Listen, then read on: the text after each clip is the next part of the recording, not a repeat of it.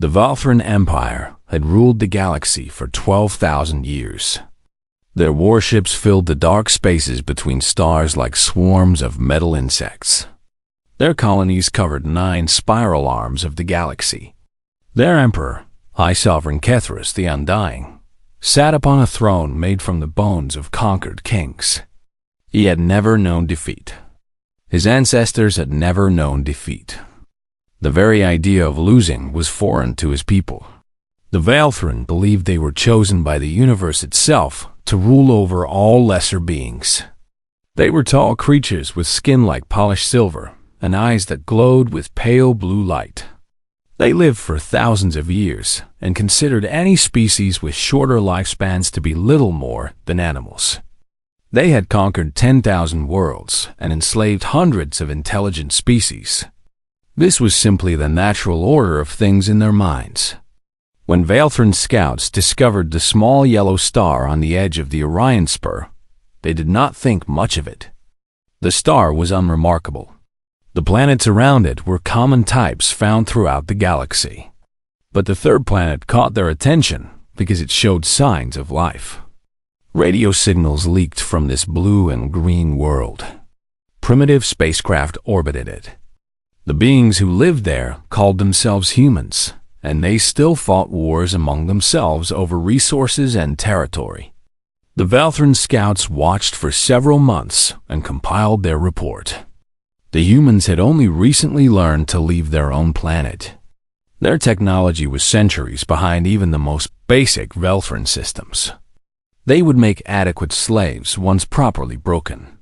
Admiral Draven commanded the 7th expansion fleet. He was a decorated officer who had personally overseen the conquest of 47 worlds. When he received the scout report about Earth, he smiled. This would be an easy addition to his record.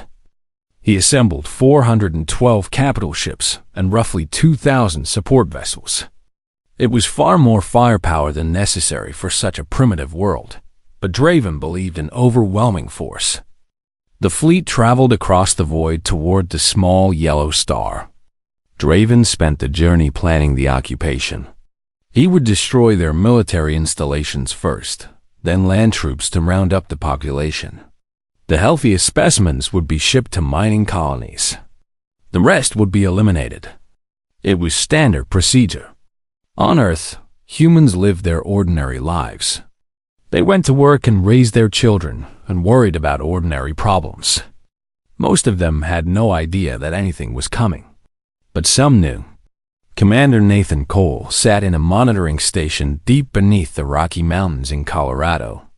He was 42 years old, with gray hair at his temples and calm brown eyes.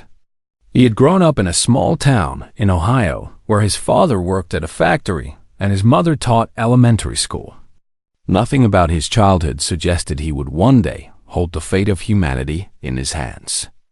Nathan had worked for the United Earth Defense Network for 15 years. Most people on Earth did not know this organization existed. Governments had kept it secret since the first alien signals were detected decades ago. They had built weapons in hidden facilities. They had developed technologies that the public never saw. They had prepared for this moment while hoping it would never come. The sensors detected the incoming fleet 3 days before it reached Mars orbit. Nathan stared at the display screen for a long moment. He had trained for this scenario hundreds of times in simulations. But seeing those red dots moving steadily toward Earth made his stomach turn cold. He picked up the phone and called Admiral Katie Morrison. Katie was 55 years old and had served in 3 different national militaries before being recruited to lead Earth Command. She had short gray hair and a face that rarely showed emotion. When she answered the phone, Nathan could hear papers rustling in the background. "Admiral," Nathan said, "we have contact." The rustling stopped. "How many?" Katie asked. 412 capital ships. Around 2,000 support vessels. They are not trying to hide their approach. Katie was silent for several seconds. Then she said, "I am on my way." She arrived at the command center within the hour. By then, Nathan had gathered more data about the incoming fleet. The ships were massive, far larger than anything humans had ever built. Their weapon systems were beyond anything in human military records. Their shields could likely withstand nuclear strikes. Katie studied the display with no expression on her face. Other officers moved around her, speaking in quiet, urgent voices and running calculations on computer terminals. "They think we are helpless," Katie said finally. "Yes," Nathan agreed. "They are not even scanning for defenses. They assume we have nothing that can threaten them." Katie nodded slowly. She thought about her grandchildren who lived in Seattle. She thought about all the families across the world who had no idea what was coming toward them. Then she pushed those thoughts aside because she had a job to do. "Send the warning," she ordered. Nathan looked at her with slight surprise. "Admiral, if we reveal that we know they are coming, we lose the element of surprise." "I know," Katie said, "but we are not animals. We will give them a chance to turn back. If they ignore our warning, then whatever happens next is on them." Nathan understood. He composed the message carefully. The transmission reached Admiral Draven 2 hours later. His communication officer translated it and read it aloud with clear amusement in his voice. "Attention, unidentified vessels. You are entering restricted space controlled by the United Earth Defense Network. Earth space is closed to unauthorized vessels. If you proceed past the orbit of Mars, you will be considered hostile and will be destroyed. This is your only warning. Turn back now." Draven laughed. His officers laughed with him. The idea that these primitives could destroy a Velthran fleet was absurd. They had barely achieved interplanetary travel. Their largest weapons were crude nuclear devices that Velthran shields could ignore completely. "Send no reply," Draven ordered. "Let them wonder and fear as we approach. It will make the conquest easier if they are already broken in spirit." The fleet continued toward Earth. On the blue planet below, humans watched the sky and waited. Nathan Cole checked his weapon systems one final time. Everything was ready. Everything had been ready for years. Katie Morrison stood at the center of the command room and watched the red dots cross the orbit of Jupiter. "May God forgive us for what we are about to do," she said quietly. Then she gave the order to power up the defenses. Across the solar system, hidden among asteroids and disguised as space debris, thousands of weapon systems came to life. Humanity had been preparing for this moment for 50 years. The Velthran had no idea what was waiting for them. They were about to learn. Admiral Draven stood on the bridge of his flagship and watched the planet Earth grow larger on the viewing screens. It was a beautiful world with blue oceans and green land masses and white clouds swirling across its surface. Soon it would belong to the Empire. Soon its people would serve Velthran masters. His sensor officer spoke up from her station. "Admiral, I am detecting power signatures throughout the system. Small objects near the asteroid belt and scattered between planetary orbits." Draven waved his hand dismissively. "Mining equipment, satellites. These primitives have been spreading their junk across their solar system for decades. It is nothing to concern us." The sensor officer hesitated. Something about the readings bothered her, but she did not want to question the admiral. He had a reputation for harsh punishment when subordinates wasted his time. She returned her attention to her console and said nothing more. The fleet crossed the orbit of Mars without slowing down. In the command center beneath the Rocky Mountains, Nathan Cole watched the enemy ships enter the kill zone. His hands were steady on the controls. His heart was beating fast, but his mind was calm. He had trained for this moment his entire adult life. Katie Morrison stood beside him with her arms crossed. Around them, dozens of officers worked at their stations in tense silence. Everyone knew what was about to happen.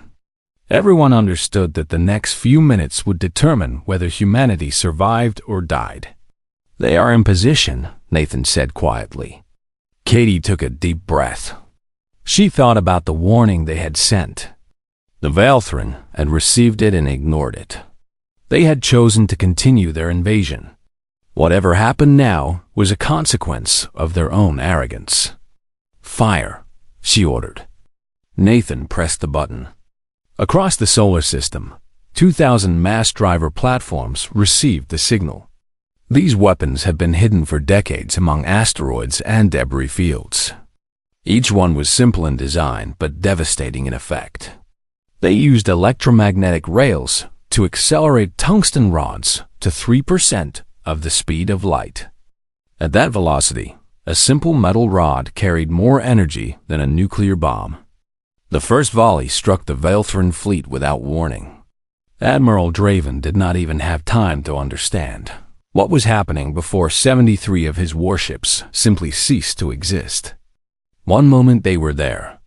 The next moment they were expanding clouds of superheated gas and debris. Draven grabbed the railing of his command platform as his flagship shook from a near miss. Alarms screamed throughout the ship. Officers shouted in panic. The viewing screen showed chaos as ship after ship exploded around him. "What is happening?" Draven screamed. "What is attacking us?" His tactical officer was pale with shock. "Kinetic projectiles, Admiral. Moving at relativistic speeds. Our shields cannot stop them. Our sensors cannot track them fast enough to evade." Draven could not process what he was hearing. This was impossible. These were primitives. They should not have weapons like this.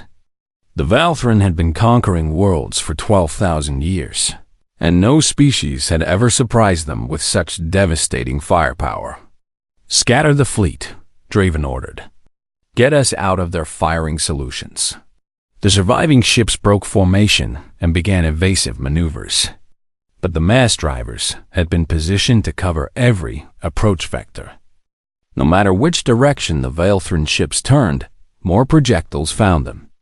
On Earth, Nathan watched the tactical display with grim satisfaction. The red dots representing enemy ships were disappearing one by one. But he knew this was only the beginning. The Velthrin still had hundreds of ships, and they were adapting to the mass driver attacks. "They are spreading out," he reported, "making themselves harder targets. The mass drivers will be less effective now." Katie nodded.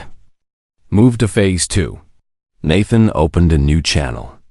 "All drone carriers, you are authorized to launch." Throughout the asteroid belt, hidden bases came to life. Hangar doors opened in the sides of hollowed-out rocks. And from these hangars came swarms of machines. Humanity had spent decades developing autonomous combat drones. Each one was small enough to fit in a closet, but carried enough antimatter to vaporize a Velthrin cruiser.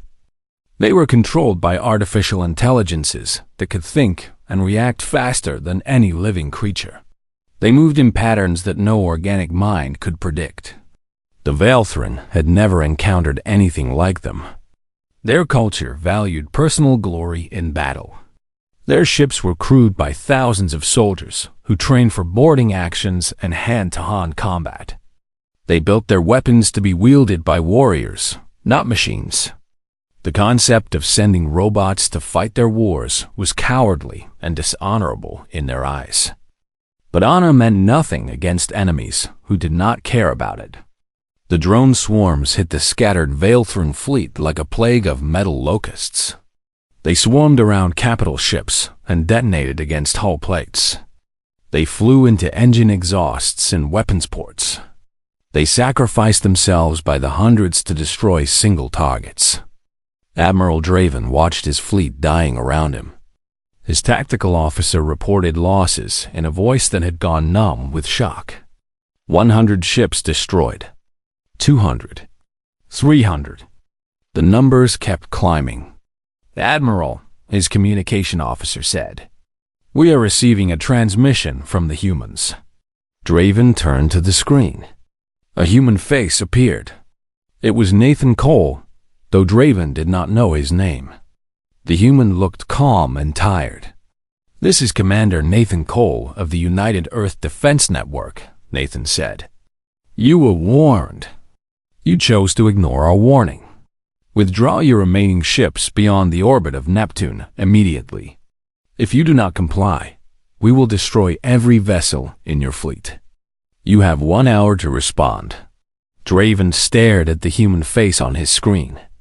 Part of him wanted to rage at the creature for its arrogance. But another part of him was beginning to understand that arrogance was not what he was seeing. He was seeing confidence. The humans knew exactly what they were capable of, and they were not bluffing. He had lost half his fleet in a single day to a species that his people had dismissed as primitive animals. "Withdraw," Draven ordered quietly. His officers stared at him in disbelief. No Velthran fleet had ever retreated from a battle. It was against everything they believed in. Admiral, his second-in-command, protested. "Our honor demands that we fight to the death." Draven turned to face him. "Our honor means nothing if we are all dead. Someone must return to the Empire and warn them about what we have found here. These humans are not what we thought they were. The High Sovereign must know."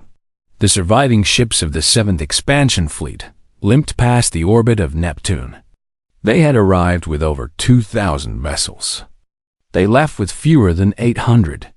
Admiral Draven composed his report during the long journey home. He described the human weapons in detail.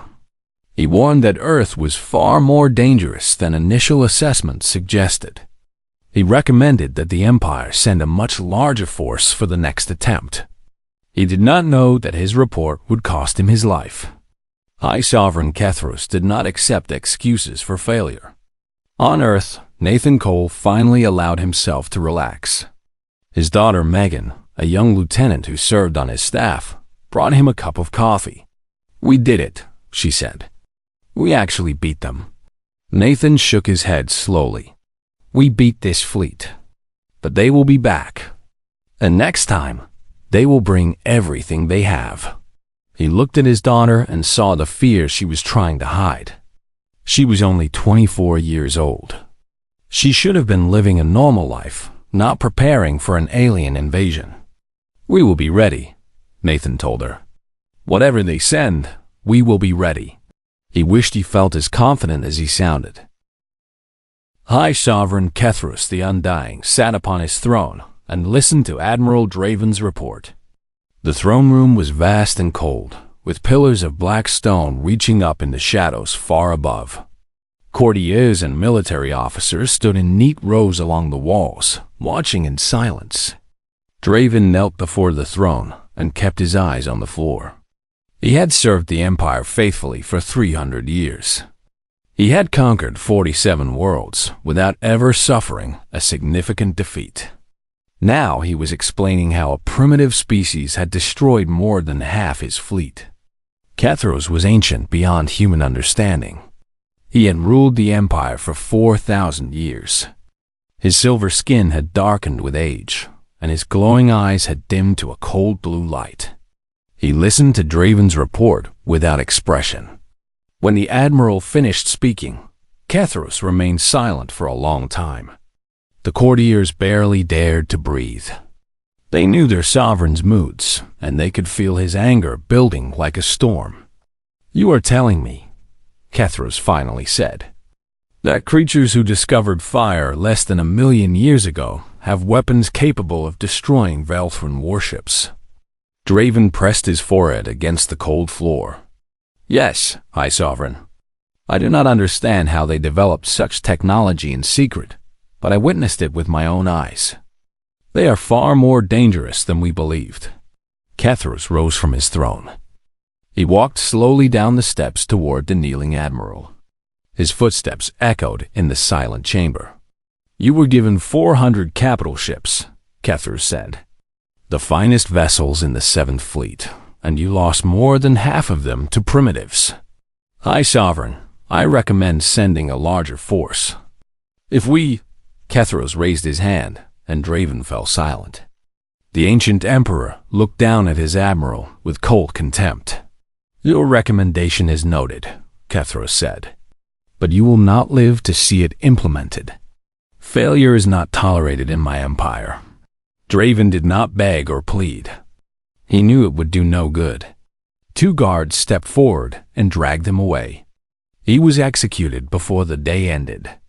Kethros turned to face his assembled officers. "I want the Grand Armada assembled. 50,000 warships. Every available vessel in the core systems. We will burn this earth to ash and scatter its ashes across the void. No primitive species defies the Veilthrin and survives." The officers bowed and hurried to obey. News of the defeat spread across the empire, despite efforts to suppress it. For the first time in thousands of years, subject races began to whisper about resistance. If primitives from an unknown world could destroy Veilthrin ships, perhaps the empire was not as invincible as it claimed. The High Sovereign did not know it yet, but he had already lost something more valuable than ships. He had lost the myth of Veilthrin supremacy, and myths once broken could never be fully restored. On Earth, 3 months passed. The governments of the world worked together in ways they never had before. Old rivalries were forgotten. Old grudges were set aside. Every nation understood that survival depended on cooperation. Admiral Katie Morrison addressed the World Defense Council in a secure bunker beneath Geneva.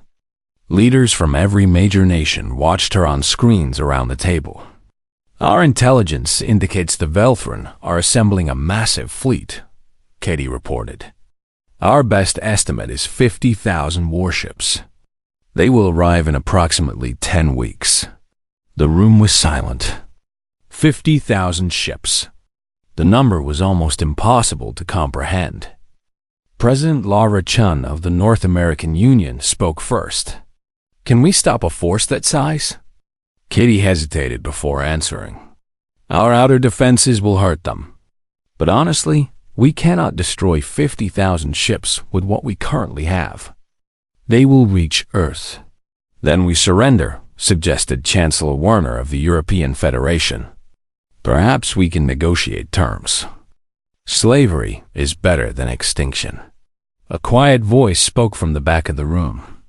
"They do not want slaves from us." Everyone turned to look at the speaker. He was a small man with thick glasses and messy black hair.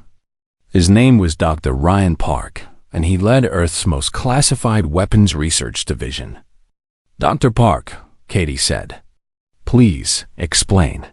Ryan walked to the front of the room. He moved awkwardly, like someone who spent most of his time in laboratories rather than meeting rooms. "We have been intercepting Veilthrin communications since they first arrived in our system," Ryan said. "I have studied their language and their culture extensively. They do not view us as potential slaves. They view us as vermin. Their plan is complete extermination. Every man, woman, and child on Earth. They want to make an example of us to any other species that might consider resistance." The room remained silent. Several leaders had gone pale. "So we fight," President Chun said finally. "What choice do we have?" Ryan smiled. It was not a pleasant smile. "I was hoping you would say that, because I have been working on something that might give us a chance." He explained Project Prometheus. It was not a weapon in the traditional sense. It was a field generator that could create a localized distortion in space-time. Within this distortion, faster-than-light travel became impossible. The field had a radius of approximately 3 light-years. "If we activate this device when the enemy fleet arrives," Ryan said, "they will be trapped in our solar system. They will not be able to retreat. They will not be able to call for reinforcements. They will have to fight us with only the ships they bring, and they will have to destroy us completely or die trying." Chancellor Werner frowned. "You want to trap us in here with them? That sounds like suicide." "Maybe," Ryan admitted. "But it also gives us something we did not have before. Time. If they cannot escape, we can fight a war of attrition. We can bleed them slowly. We can make them pay for every inch of space they try to take. Nathan Cole had been listening silently from his position against the wall. Now he spoke up. "It is our best option," he said. "If we let them retreat and regroup, they will keep coming back with bigger fleets.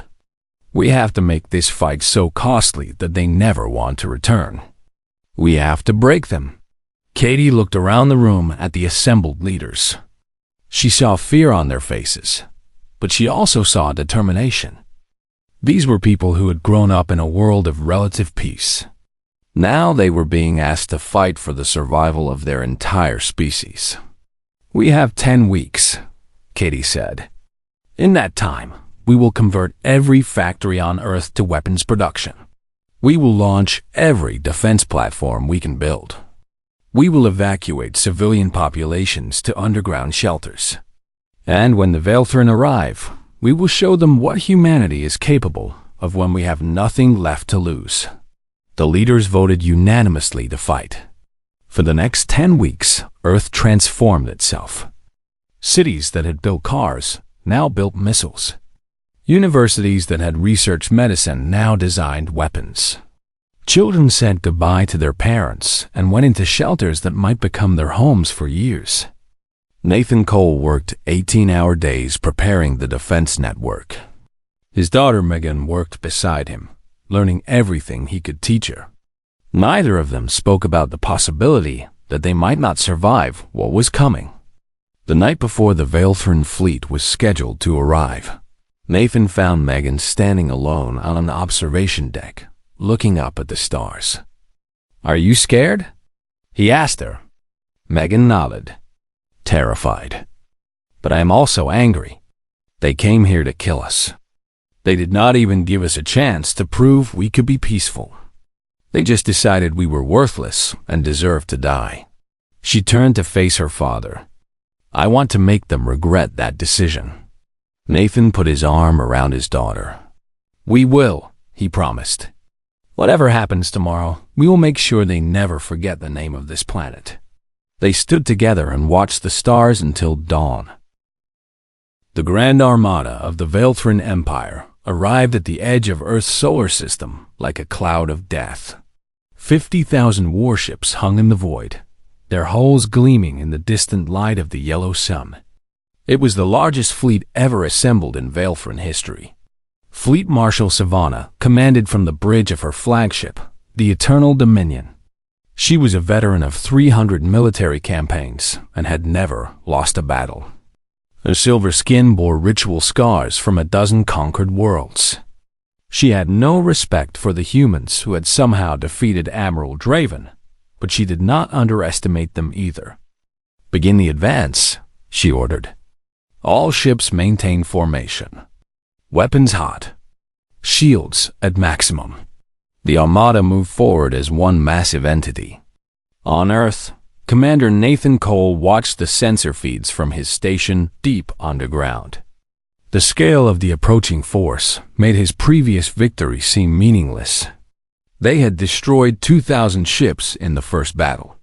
Now 50,000 were coming. "All defense platforms report ready," his daughter Megan reported from beside him. "Mass drivers are charged. Drone swarms are standing by." Admiral Katie Morrison stood in the center of the command room. She looked tired. Everyone looked tired. The past 10 weeks had pushed humanity to its limits. "Dr. Park," Katie said, "is Prometheus ready?" Ryan Park appeared on a video screen from his laboratory. His eyes were red from lack of sleep, and his hair was even messier than usual. "Ready and waiting, Admiral. Once I activate the field, nothing inside 3 light years will be able to achieve faster than light travel, including us." Katie nodded slowly. She understood what that meant. They were about to trap themselves in a cage with the most powerful military force in the galaxy. There would be no retreat, no escape, no mercy from either side. "Activate it," she ordered. Ryan pressed a button on his console. Somewhere in the asteroid belt, A device the size of a small building hummed to life. Space itself seemed to shiver as the field expanded outward at the speed of light. The Veilthran sensors detected the change immediately. Fleet Marshal Savannah frowned as her officers reported the anomaly. "Our faster-than-light drives are offline," her chief engineer said. "Some kind of interference field. We cannot jump out of the system." Savannah studied the tactical display. She understood what the humans had done. They had turned their solar system into a trap. Clever, but ultimately futile. Her fleet would simply destroy them and then find a way to disable the field. "Continue the advance," she ordered. "They cannot stop us with tricks." The battle began. Humanity's outer defenses activated all at once. Mass drivers hurled kinetic projectiles at relativistic speeds. Drone swarms erupted from hidden bases. Missile platforms launched everything they had. The void between Mars and Jupiter became a storm of fire and metal. The Veilthran fleet absorbed the initial assault with disciplined precision. Thousands of ships were destroyed in the first hours, but Savannah had expected losses. She had 50,000 vessels. She could afford to spend them.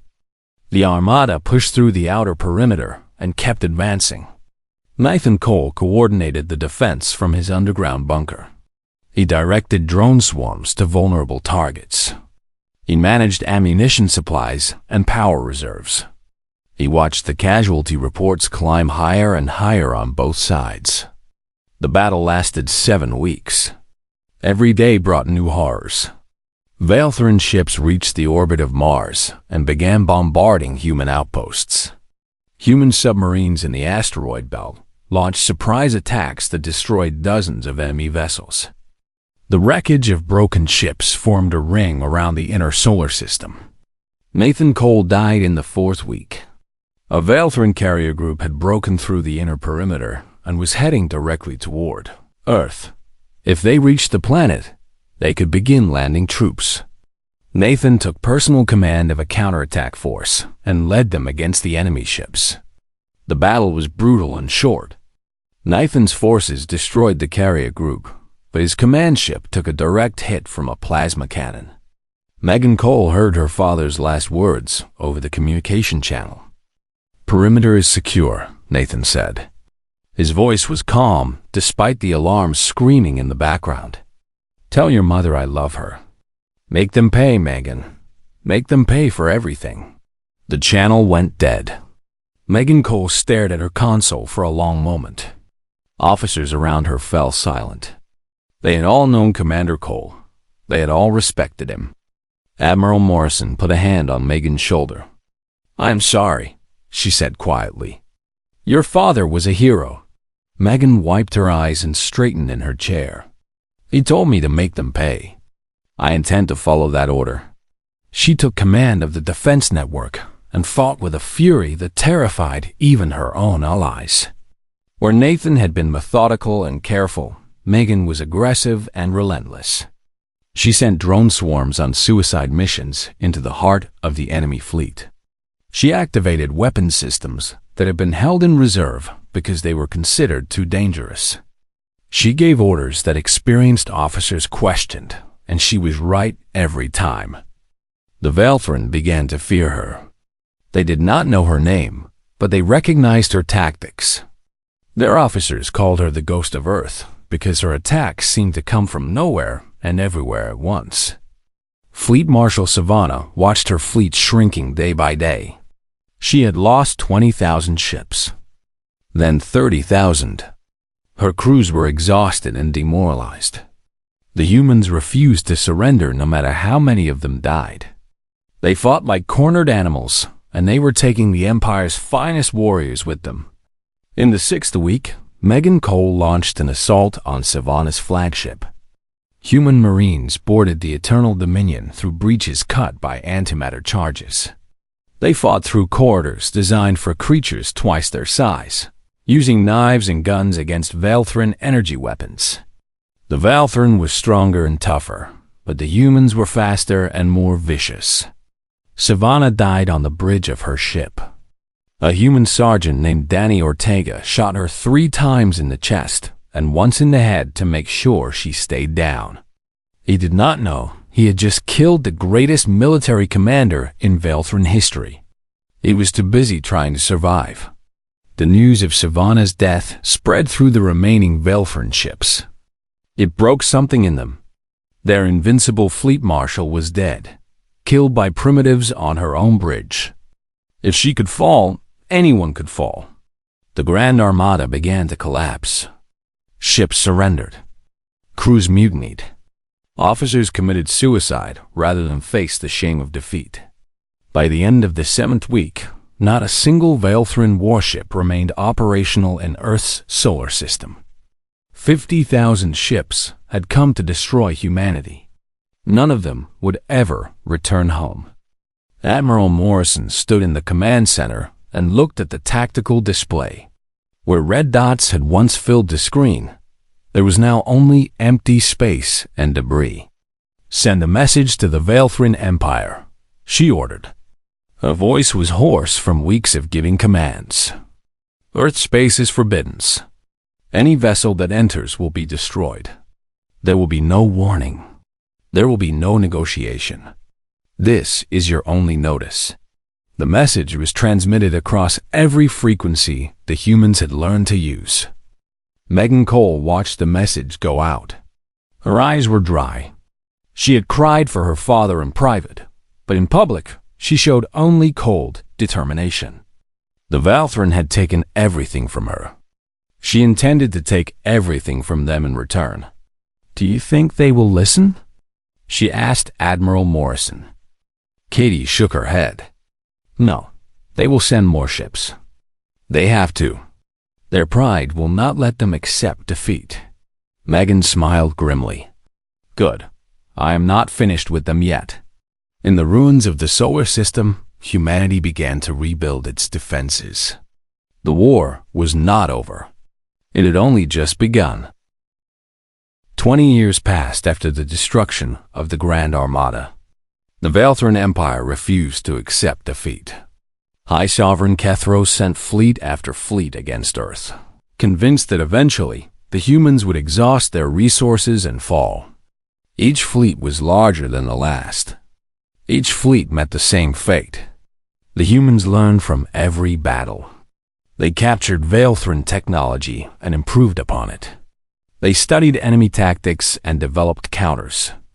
They built their own warships, designed not for glory or prestige, but for the simple purpose of killing enemies as efficiently as possible. Dr. Ryan Park eventually found a way to disable the Prometheus field selectively. This allowed human ships to use faster-than-light travel while keeping enemy vessels trapped. It changed everything. Admiral Megan Cole led the first human expedition beyond the solar system. She was 44 years old now, with gray at her temples, just like her father had. 20 years of war had hardened her into something fierce and unbreakable. The young lieutenant, who had once feared the stars, had become a legend among her people. Her flagship was called the Nathan Cole, named in honor of her father. It was crewed by veterans who had survived battles that should have killed them a dozen times over. They were not looking for conquest. They were looking for allies. The Velthran had ruled through fear for 12,000 years. They had enslaved hundreds of intelligent species and destroyed countless civilizations. But the humans offered something different. Megan's first contact was with the Rishani, a reptilian species that had suffered under Velthran occupation for 3,000 years. Their homeworld had been stripped of resources. Their population had been reduced to a fraction of what it once was. They had given up hope of ever being free. Megan addressed their council of elders in a chamber lit by bioluminescent moss. She stood before creatures that towered over her and spoke without fear. "We are not here to conquer you," she said. "We are not here to take your resources or your territory. We are here because the Velthran made us their enemy, and enemies of our enemies can be our friends." The eldest Rishani, a scarred warrior named Thacker, studied the small human with ancient eyes. The Veilthrin destroyed your homeworld? They tried, Megan said. They failed. 50,000 of their warships came to Earth. None of them left. Thrasher was silent for a long moment. Then he began to laugh. It was a rumbling sound that echoed through the chamber. The other elders joined in. 50,000 ships, Thrasher said. And you primitives destroyed them all. Megan smiled. We are not primitives. We are humans. And we do not surrender. The Rishani joined the alliance that same day. Word spread across the galaxy. The species that had once seemed invincible had been humbled by creatures from an unknown world. If humans could defeat the Veilthrin, perhaps they were not gods after all. One by one, the subject races of the Empire began to rise up. The humans provided weapons and training, and something far more valuable: hope. They had proven that resistance was possible. They had shown that tyrants could bleed. The rebellion spread like fire across the stars. High Sovereign Kethros watched his empire crumble from his throne room. World after world declared independence. His admirals defected to the enemy. His armies mutinied against their officers.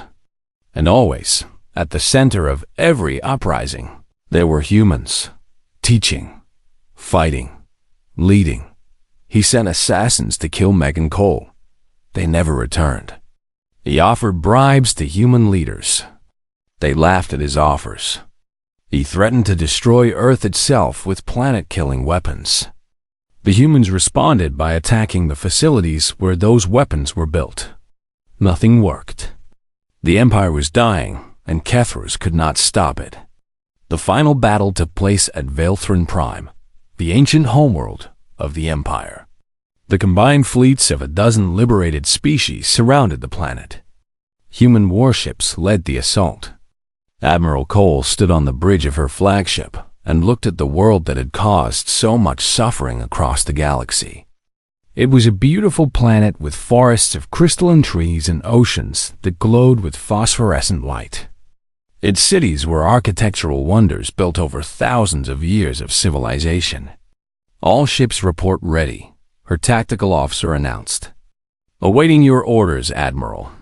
Megan thought about her father. She thought about all the people who had died defending Earth.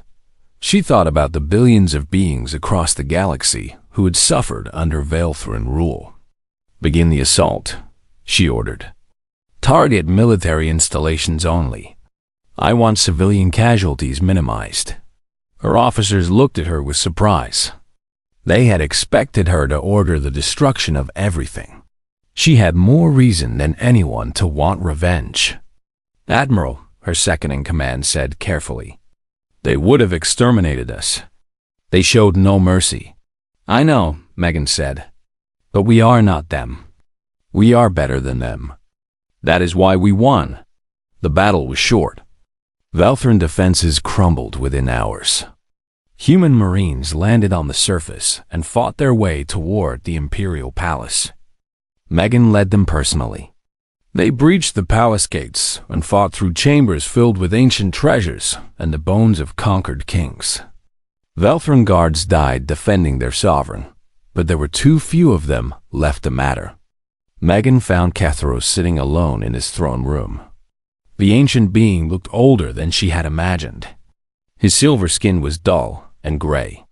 His eyes had lost their glow. He looked like what he was, a tired old creature watching his world end.